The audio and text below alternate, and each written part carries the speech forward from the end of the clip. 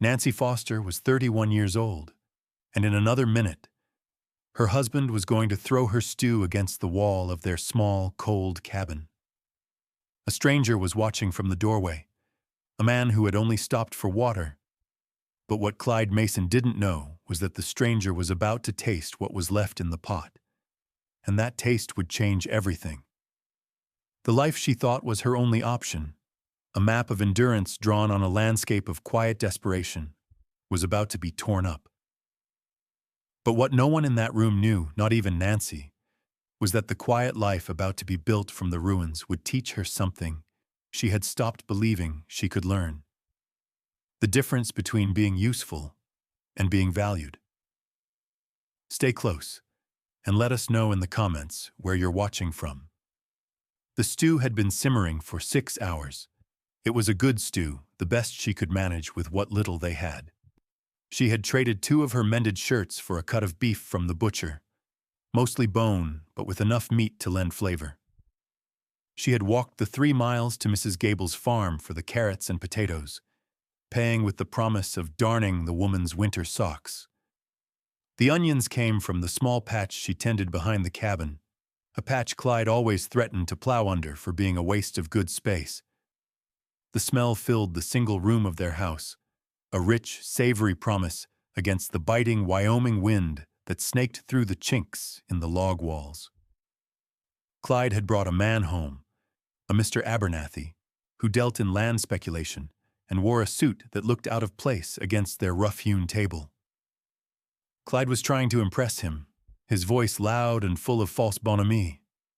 "My Nancy," Clyde had announced, gesturing toward her with a sweep of his arm. "She's not much for conversation, but she can work, keeps a clean house." Nancy said nothing, just moved from the stove to the table, setting down the 2 heavy bowls with care. She had her own bowl, a smaller one, waiting on the edge of the hearth. She served the men first, ladle after ladle of the thick, dark stew. Steam rose, carrying the scent of thyme she'd found growing wild near the creek. Mr. Abernathy took a spoonful, his eyes widening slightly. "Goodness, Mrs. Mason, this is exceptional." Clyde beamed, taking credit as if he'd stirred the pot himself. He took a large, noisy slurp from his own bowl. His face, however, did not register pleasure. It tightened. He took another spoonful, chewed slowly, then set the spoon down with a sharp clatter. "What is this?" he asked, his voice low and dangerous. Nancy, who had been about to retrieve her own meal, froze. "It's beef stew, Clyde." "It's tough," he snarled. "The meat's tough as shoe leather. Are you trying to make me look a fool in front of my guest?" "No, Clyde. It was the cut I could get." Before she could finish, he stood up, his chair scraping violently against the floorboards. He picked up his bowl. For a moment, Nancy thought he was just going to set it aside, to refuse it. Instead, with a motion of pure, theatrical rage, he hurled it against the wall beside the stove. The bowl shattered on impact, and the dark, rich stew slid down the pine logs in a dripping, ugly mess. Chunks of carrot and potato clung to the wall like gruesome ornaments. The room went silent, save for the drip, drip, drip of gravy onto the floor. Mr. Abernathy stared, his fork halfway to his mouth. It was in that silence that the man in the doorway shifted. He'd been there for a few minutes, a tall, quiet stranger whose wagon had lost a wheel just down the road. He'd come asking for water, and Nancy had gestured him to the bucket just as Clyde began his performance. He was a plain-looking man, his face weathered, his clothes dusty from the road, but neat. He had watched the entire exchange without a word, his expression unreadable. Nancy did not cry. She did not raise her voice. She stood perfectly still, her hands at her sides, her chin level. She looked at the mess on the wall, then at the dented pot on the stove where the rest of the stew remained, and finally at her husband, whose chest was heaving with performative anger. She let the silence stretch, a testament to her years of learning that any reaction at all would only make it worse. She had become an expert in stillness, in absorbing cruelty without giving it the satisfaction of a response. She simply waited for it to be over. The stranger in the doorway, George Pratt, had seen men like Clyde Mason before. He'd seen them in saloons, in rail yards, in boomtowns where pride was cheap and easily wounded. They were men who measured their own size by how small they could make others feel, especially their women. He had watched Mason's face twist with a kind of manufactured fury, the stew a mere pretext for a cruelty that was clearly a habit. But it was the woman who held his attention. Her name was Nancy. He'd heard Mason say it. He watched her stand in the epicenter of the humiliation, a small island of calm in her husband's storm. She did not cower or weep. Her back was straight, a ramrod of defiance cloaked in absolute stillness. He saw her glance at the ruined meal on the wall, a flicker of something, not anger but a deep, weary sorrow, cross her face before it was gone, replaced by a mask of placid neutrality. He noted the single room, scrubbed clean but bare of any comfort. He saw the threadbare curtains, the neatly patched blanket on the bed, the careful order of the few pans hanging by the hearth. This was a house kept by someone who fought a constant battle against poverty and neglect, and fought it with little more than her own 2 hands. Then his eyes fell on the stew pot, still sitting on the stove. It was cast iron, old and heavy, but well cared for, its surface seasoned to a black sheen. A good pot. The only object of any real quality he could see in the entire cabin. When Mason had thrown his bowl, a stray piece of ceramic had flown across the room and struck the pot, leaving a small, star-shaped chip in its seasoned coating near the rim. He saw Nancy's eyes find that chip, and for a half-second, her composure broke. A small muscle in her jaw tightened. It was the pot that was the true injury. The stew could be remade. The pot was a tool, a part of her, and it had been damaged in the crossfire. Mr. Abernathy cleared his throat, pushing his chair back. "Well, Clyde," he said, his voice strained. "Perhaps I should be going. It's getting late." He wanted no part of this. Clyde, his anger already deflating into sullen embarrassment, just grunted. As Abernathy scurried out the door, nearly bumping into George, the stranger stepped fully into the room. He nodded once at Clyde, a gesture devoid of judgment or camaraderie. "My apologies for the intrusion," he said, his voice steady and low. He walked past the splattered wall, his gaze lingering on it for just a moment, and approached the stove. He looked at the dented pot. Without asking permission, he picked up a clean spoon from a tin cup on the counter.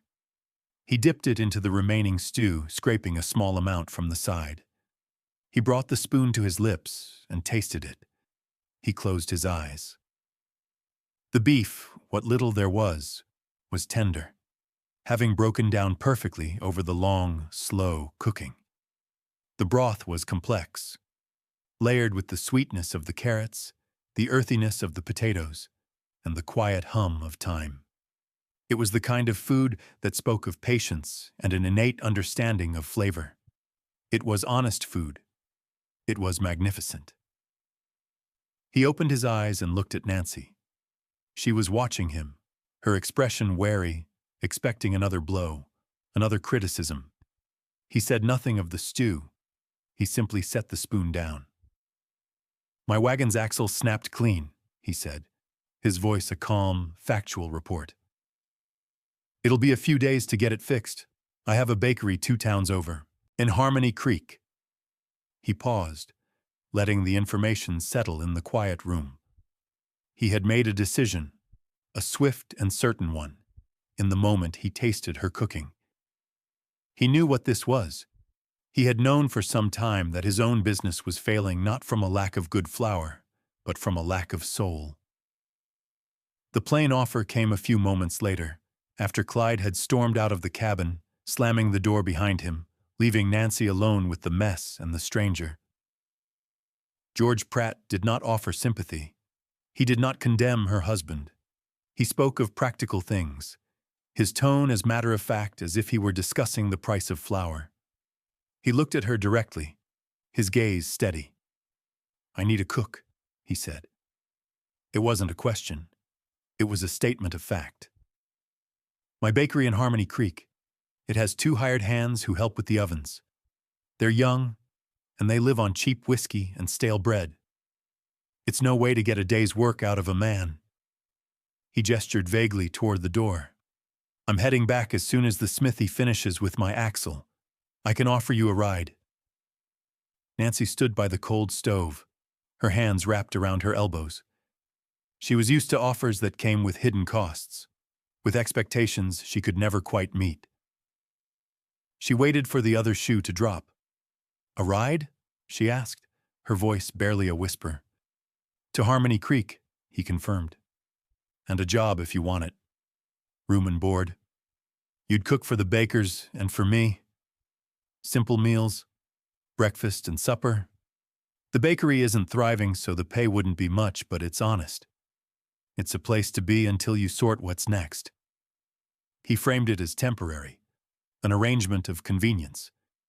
He asked nothing of her beyond her skill, the very thing her husband had just scorned. He was offering her an escape hatch, painted to look like a simple employment proposition. There was no romance in his voice, no hint of pity. There was only a quiet, solid practicality that felt safer than any kindness she had known. She took his measure. He was not a handsome man, but his face was clear and his eyes were direct. His hands were capable, the nails clean but the knuckles scarred from work. He had stood in her house and witnessed her deepest humiliation, and he had not flinched or looked away. Instead, he had tasted her stew. That single act felt more respectful than any compliment. He had judged her work on its own merits. "My husband," she began, the words catching in her throat. Leaving a husband was not a simple thing. It was a social and legal wilderness for a woman with no family and no money. George seemed to understand. "Mr. Abernathy saw what happened," he said quietly. "He's a man of some standing, and I saw it. You have witnesses should you need them. But a man like Clyde Mason? His pride is all he has. If you're gone, he might just let you go. It's less embarrassing than having a wife who left him." He was guessing, but it was an astute guess. Clyde would rather be seen as a man who drove a woman away than one who was abandoned. Nancy looked around the small, cold room. She looked at the brown smear on the wall, already starting to congeal. She looked at the chip on her stew pot. There was nothing for her here but a long, slow erosion of spirit. She had a single carpet bag with 2 spare dresses, a sewing kit, and a small, leather-bound book of her mother's recipes. It was all she owned in the world. She could be ready in 5 minutes. She straightened her shoulders. "I can cook," she said, her voice finding a sliver of its strength. "And I'm not afraid of hard work." It was all the answer he needed. "The smith says the axle will be ready by morning. I'll come for you at first light." He gave a slight nod, turned and left, leaving her in the quiet of the cabin. She did not pack right away. She first took a cloth and a bucket of water and began to scrub the stew from the wall. She was cleaning up the last remnants of her old life. When the wall was clean, she washed the broken shards of the bowl and wrapped them in a rag before putting them in the trash. Only then did she pack her bag. The journey to Harmony Creek was made in near silence. The clatter of the wagon wheels and the plodding of the horses were the main sounds between them. George Pratt did not press her for conversation, and Nancy was grateful for it.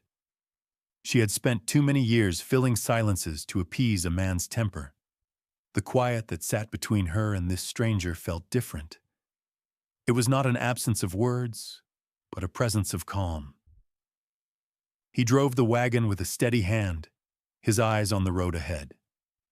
When they stopped midday to rest the horses, he shared his bread and cheese with her without ceremony, and she offered him an apple from her bag. It was a simple, wordless exchange. They arrived in Harmony Creek as the sun was setting, casting long shadows down the town's single main street. It was larger than the settlement she'd left, with a proper general store, a hotel, and a church with a real steeple. Pratt's Bakery was at the far end of the street, a modest two-story building with large windows in the front. The paint was peeling, and the sign, Pratt's Fine Breads, was faded by the sun. It looked tired. The smell of yeast and old fires clung to the air around it. George led her not through the front shop, but around the side to a narrow staircase that led to the living quarters above. "The bakers get here before dawn," he explained. "This way you won't be in their way, and they won't be in yours." He opened a door into a large, open room that served as a kitchen and living space. It was spare and orderly, like the man himself. A large table, a few chairs, a wood stove, and shelves stacked with neatly folded linens. At the back of the room, another door stood ajar. "This will be your room," he said, pushing it open. It was small, containing only a narrow cot, a small table with a wash basin, and a single window that looked out onto the alley. But it was clean, and the door had its own lock. More importantly, it had a second door that led directly to the outside staircase she had just come up. She could come and go without ever passing through his personal space. It was a room that offered privacy, a small kingdom of her own. "The terms are as we discussed," he said, his voice retaining its business-like tone. "Breakfast for the men by 6, supper around 7. You can use the bakery's pantry. Order what you need from the general store and put it on my account. The ovens will be free for your use after the morning bread is done." He pointed to a high shelf in the main kitchen, where a heavy stoneware crock sat covered with a clean cloth. "That was my wife's," he said, his voice softening for the first time. "A sourdough starter. She passed on 2 winters ago. I haven't had the heart to get rid of it, nor the skill to use it. It was the household's untouched object, a vessel of memory left dormant." Nancy said nothing, only nodded. She understood grief. She understood things left untouched. She walked into her small room and set down her carpet bag on the cot. The bag was worn, its floral pattern faded to a suggestion of color, but she placed it with the care of someone who was used to needing to find it again in the dark. This was not a home. It was an arrangement, a port in a storm. But as she looked at the clean, bare walls and the door with its own lock, she felt a flicker of something she hadn't felt in a long time. It wasn't hope, not yet. It was simply the absence of fear. And for now, that was more than enough. The arrangement began, and with it, the small acts. Nancy rose before dawn, long before the bakers arrived. She would creep down the back stairs to the main bakery, the air still thick with the ghosts of yesterday's bread. The big brick ovens were still warm. She learned the rhythm of the place quickly. The first thing she did was put on a large pot of coffee, strong and black. When the 2 young bakers, brothers named Tom and Samuel, stumbled in, yawning and dusting flour from their clothes, the coffee was waiting. They grunted their thanks, surprised and grateful. George would come down a few minutes later, and he too would find a cup waiting for him on the edge of the shaping table, exactly as he liked it, with a spoonful of sugar already stirred in. No words were ever exchanged about it. The coffee was just there, a silent fact of the new morning. Her days fell into a pattern. Breakfast was oatmeal with molasses or fried salt pork with biscuits, food that stuck to the ribs. The young men, who had been subsisting on day-old rolls, began to work with a new energy. Their boisterous roughhousing softened into a more focused diligence. For supper, she would make stews, hashes, or simple roasted chickens, using the residual heat of the great ovens. She would always keep a plate back for George, setting it on the warming shelf of the stove in his upstairs kitchen. He often worked late, going over the books, and would come in long after she had retired to her room, He never had to ask. The plate was just there. In the morning, she would find the plate washed and dried, sitting on the counter next to a fresh stack of firewood for her stove, a stack that never seemed to get any smaller. He never complimented her cooking, but she would find a sack of better flour from the mercantile left on her preparation table, or a string of plump onions, or a paper-wrapped parcel of good salt butter. She, in turn, began experimenting. She saw the sourdough starter on the high shelf, a sleeping giant. One afternoon, she took it down. It was dry and dormant. She remembered her mother showing her how to revive one, feeding it with small amounts of flour and warm water, tending it like a sickly child. She began the process, keeping the crock in a warm spot near the oven. George saw her tending to it. He stopped in the doorway, watched her stir the gray, lifeless paste, and said nothing. But the next day, a small bag of rye flour, his late wife's favorite, appeared beside the crock. The small acts accumulated, a silent conversation of care. He noticed the back step to her room was loose and wobbly. One afternoon, while she was at the store, he fixed it, replacing the warped board with a new, steady one. He didn't mention it. She noticed his work shirts were frayed at the cuffs.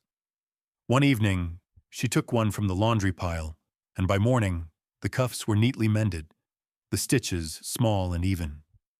She left it folded on the table. They were building a life together in the spaces between words, their actions a form of communication more honest than any conversation. The bakery, which had been a place of mere labor, began to feel like a home. The air, once just smelling of yeast, now carried notes of roasting meat, simmering broth, and the sharp, tangy promise of the slowly awakening sourdough. The community, which had at first paid Nancy little mind, began to warm. It started with the smell, the aroma of her cooking, not just bread, but savory, slow-cooked meals, drifted from the bakery's back door and mingled with the scent of flour and sugar on the main street. People noticed. The first to be drawn in was old Jed, a ranch hand from a spread north of town, who had come in for supplies with his arm in a sling.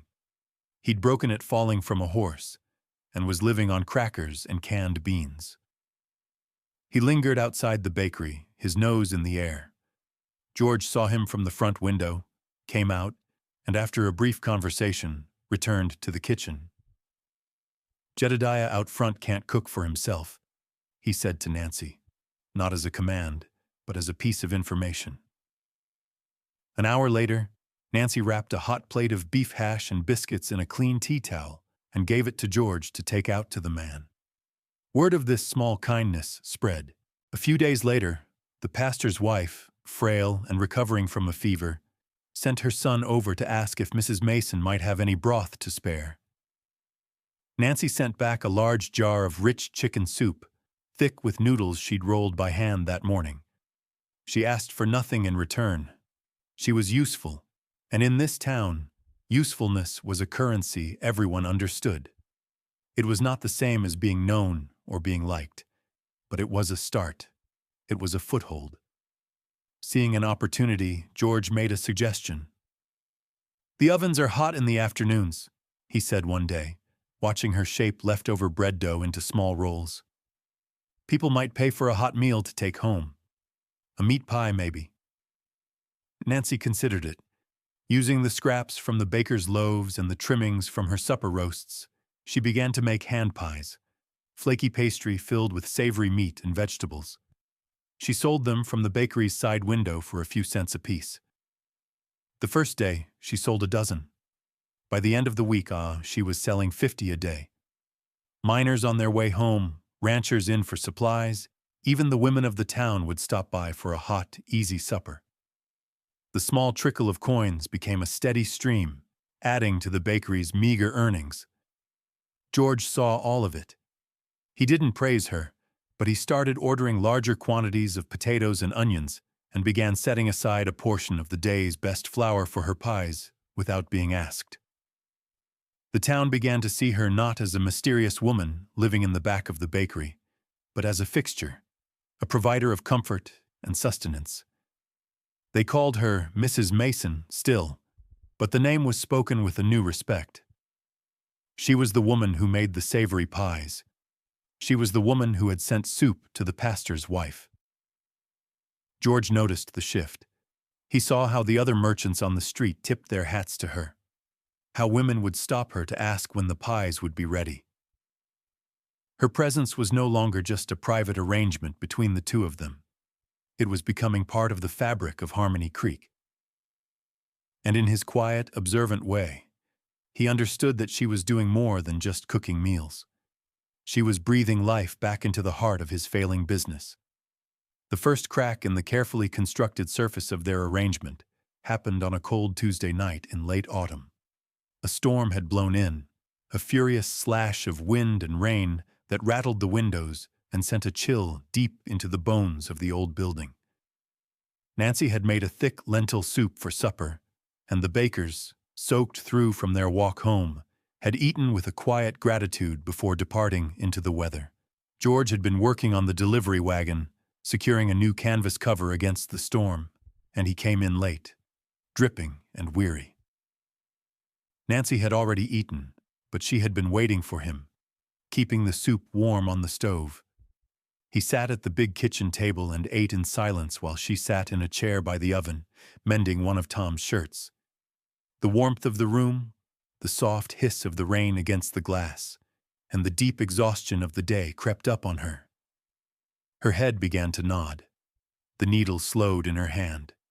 Her eyes drifted shut, and her head slumped sideways, coming to rest against the rough wool of George's coat, which he had hung on the back of his chair. He went still. He stopped eating, his spoon hovering over the bowl. He could feel the slight weight of her head, the soft, even rhythm of her breathing. He looked at her face, softened in sleep, the lines of worry and weariness smoothed away.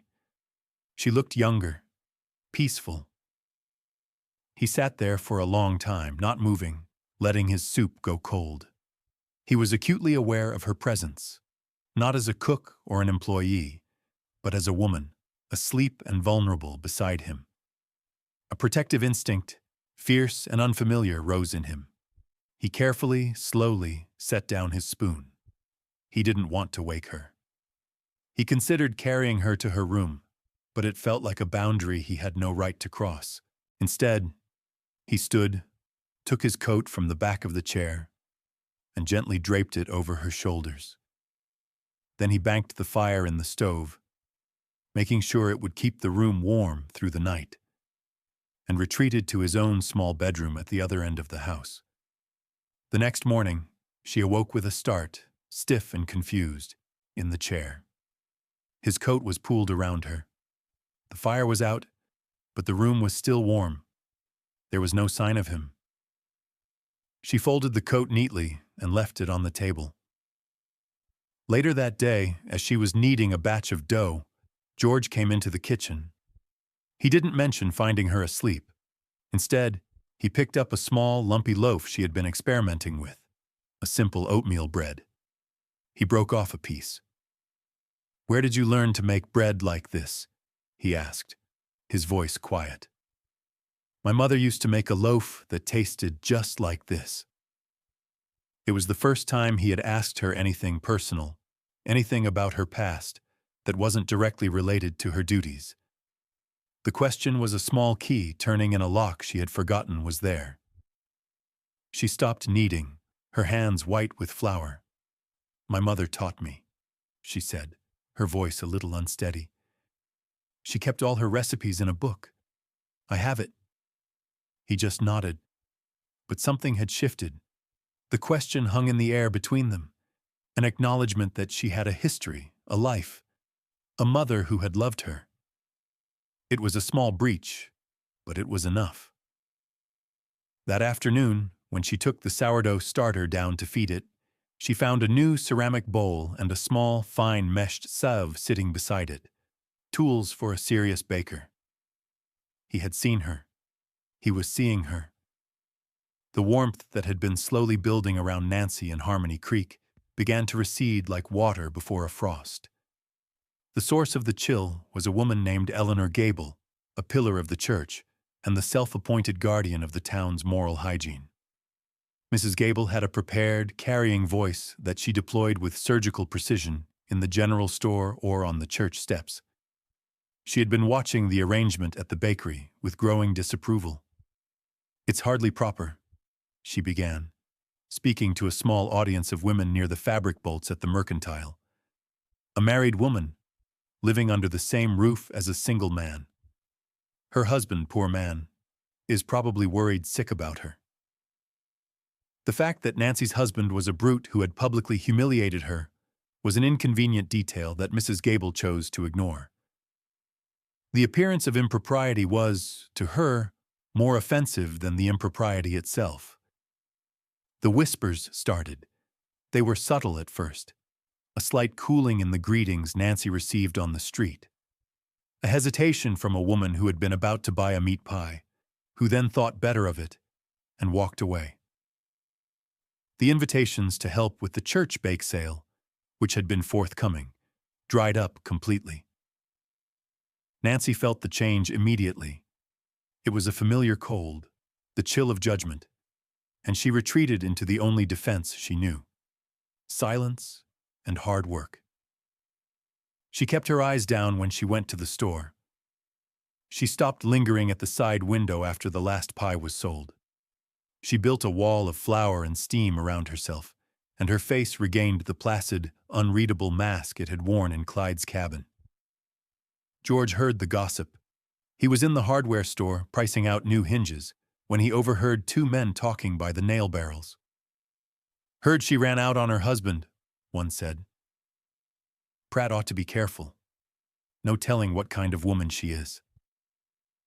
George didn't turn around. He didn't engage or defend her. He simply finished his transaction, his face a stony mask, and walked out. His silence was not agreement. It was contempt for the conversation itself. That afternoon, he acted. He walked into the kitchen where Nancy was scrubbing a large pot with a fierce, contained energy.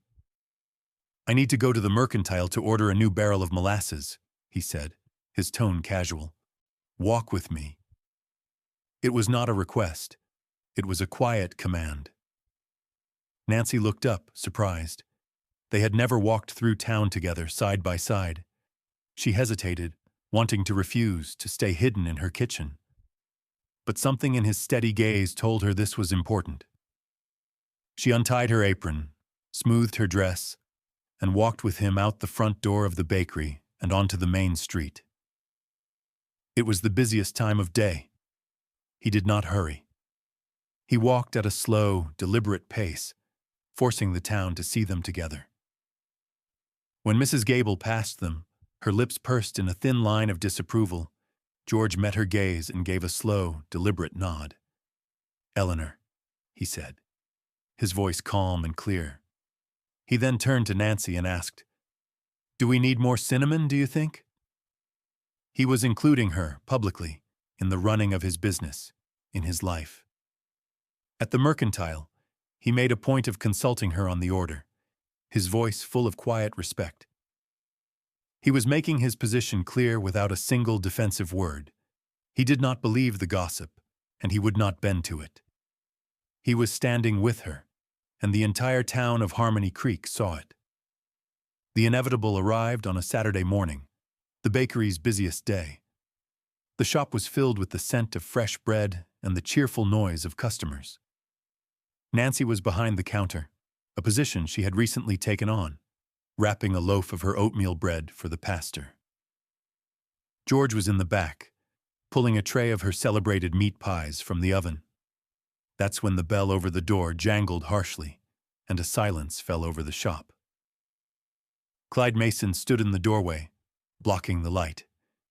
He was dressed in his best suit, but it looked ill-fitting and cheap in the warm, fragrant air of the bakery.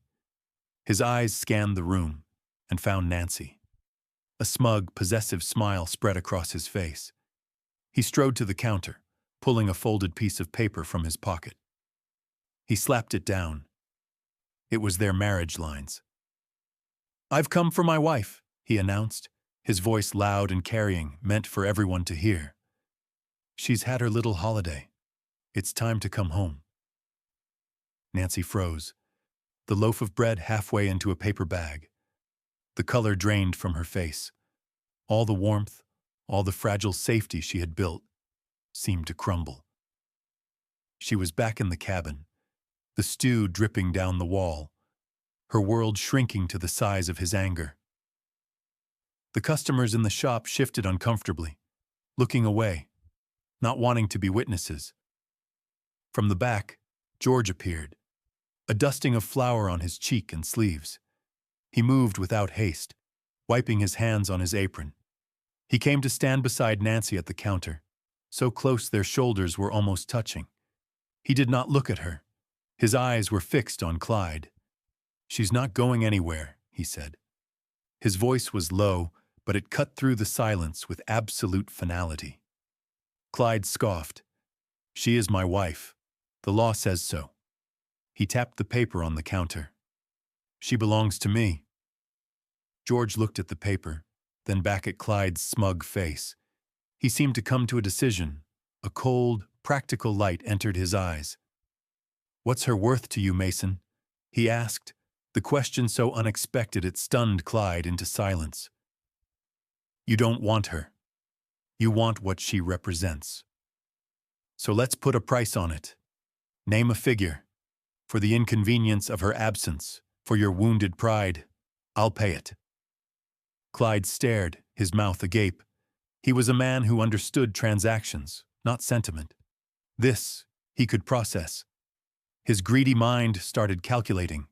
He saw the thriving bakery, the line of customers. He saw value. He named a number, an exorbitant sum he thought impossible. George didn't even blink. He turned, walked to the cash box and counted out the bills, his movements crisp and precise. He came back and laid the money on the counter next to the marriage lines. "Get a receipt from the clerk at the hotel," George instructed. "Something that says this settles all claims. Then you'll get your money." He was stripping the moment of all emotion, reducing Clyde's marriage to a business deal, a debt paid. Clyde, defeated by a logic he couldn't fight, scooped up the money and left without another word. The shop was utterly still. The customers stood frozen. George slowly turned from the crowd to Nancy. Her hands were gripping the edge of the counter, her knuckles white.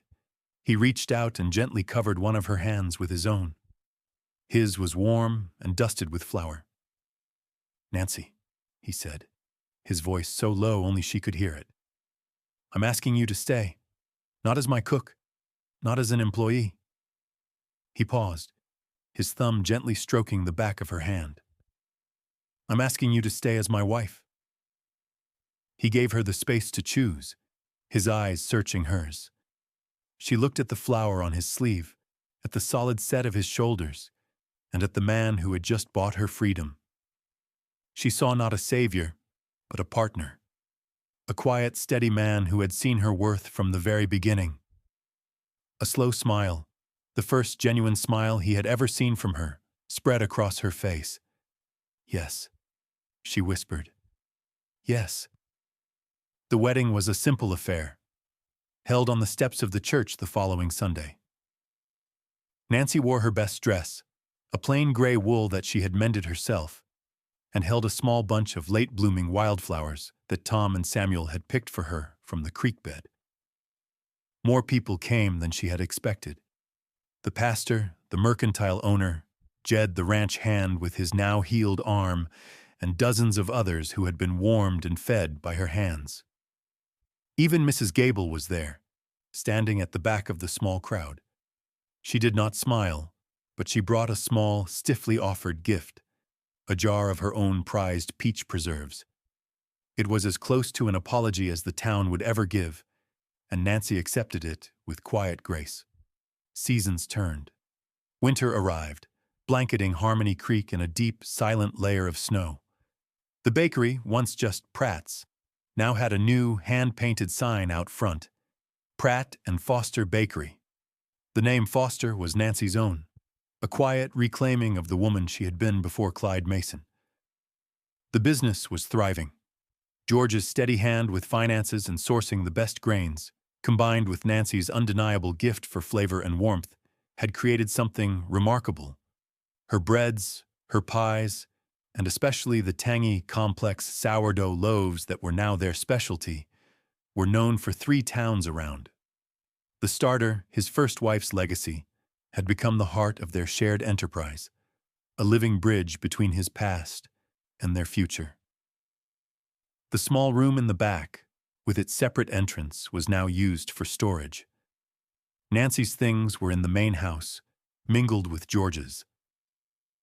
Her mother's recipe book sat on a shelf in the kitchen, its pages open and dusted with flour.